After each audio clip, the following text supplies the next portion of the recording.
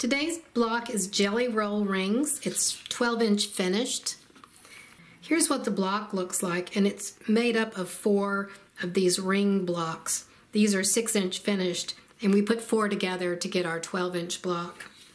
Here's what the quilt looks like if it's set 5 blocks across and 7 down. It measures 60 by 84, and I'll have the instructions here for how much fabric you need to make this. I've given you the yardage up here for 2 blocks, and I'll explain what that means.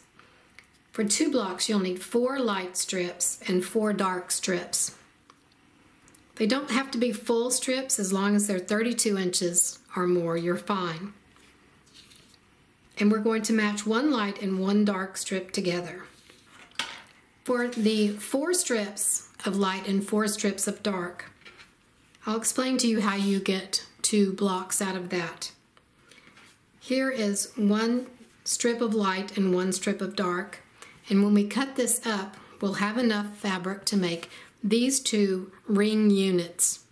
One is dark rings and one is light rings. And you probably won't want to put these together in the same block, but you could put them together in the same quilt. So we'll do this with 1 set, and if you have 3 other sets, 3 lights and 3 darks, you'll have the other 3 ring units to put together. What I'm going to demonstrate now is putting 1 set of strips together, a light and a dark, because they're all done the same way. You could stack all of your 8 strips and then piece them, but I found it easier just to do 1 at a time. Step 2 here tells you how many cuts to make. You're going to make 2 at 6.5 and 7 at 2.5, and here they are marked out down here. So let's do that.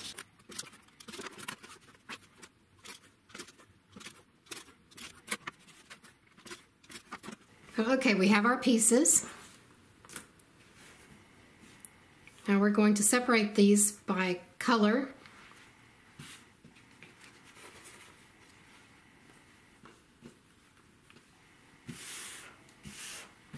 We're going to take the 2 dark 6.5-inch pieces and the 2 light 6.5-inch pieces, and we'll need to put 4 opposite squares on for each set.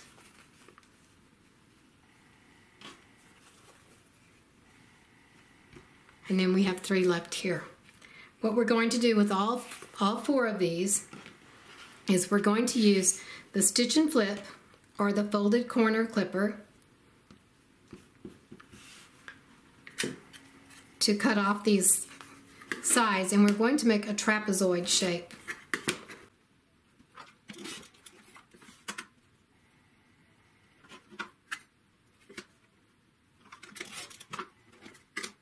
Now I'll take this to the machine and stitch 1/4 inch on each side. After you're finished, you're going to press the seams open and then do that for the 3 remaining pieces. Now we have our 4 top and bottom pieces done, and we're going to match these like this.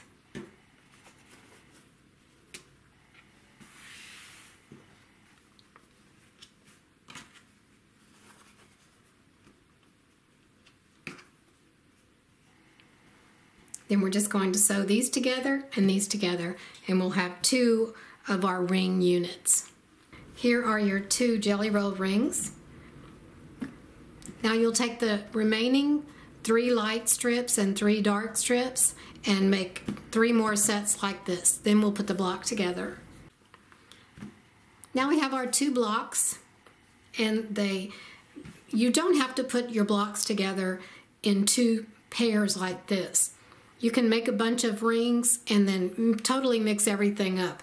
I think it would be more interesting that way anyway. But here you have a dark ring and a light, dark and a light. And then it makes this secondary design here in the middle.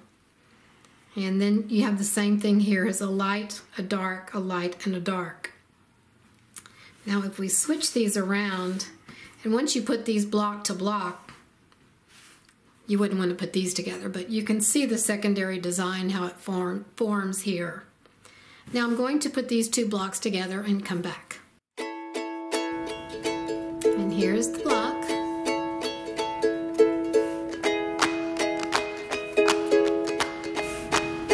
And with this block, you get 2. Thank you for watching.